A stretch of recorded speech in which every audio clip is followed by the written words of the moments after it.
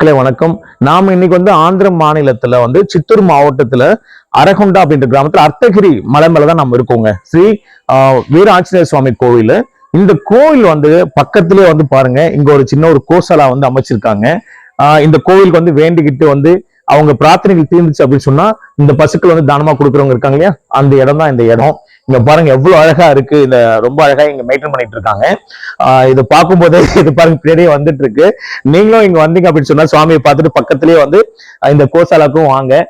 இங்க பாருங்க பக்கத்துல இங்க இவங்க எல்லாம் இங்க இருக்காங்க. இவங்க அழகா எங்கிட்ட பக்கத்துலயே வந்துட்டு இருக்காங்க.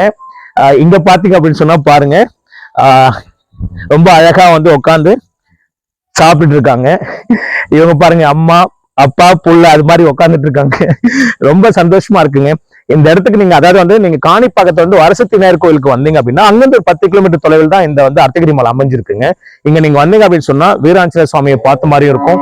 பக்கத்துல கண்டிப்பா இந்த கோசாலாக்கு இந்த கோமாதாவோட அருளும் பெற்று நீங்க சுகமா வாழ்த்துக்காக இது எல்லாத்தையும் சொல்லிட்டு இருக்கு. மேல நீங்க ஆன்மீக தகவல் தெரிஞ்சுக்கணும் அப்படின்னு சொன்னா என்னோட சேனல் சப்ஸ்கிரைப் பண்ணுங்க, லைக் பண்ணுங்க, ஷேர் பண்ணுங்க. இப்போ நான் கொஞ்ச நேரம் இவங்களுக்கு என்ன பண்றாங்கன்னு தெரியல, பாருங்க. ரொம்ப அமைதியா தான் இருக்காங்க. ரொம்ப சந்தோஷமா இருக்கு. இதே மாதிரி நீங்க சந்தோஷமா இங்க வந்தீங்கன்னா இருப்பீங்கன்றது நம்புறேன். நன்றி, வணக்கம்.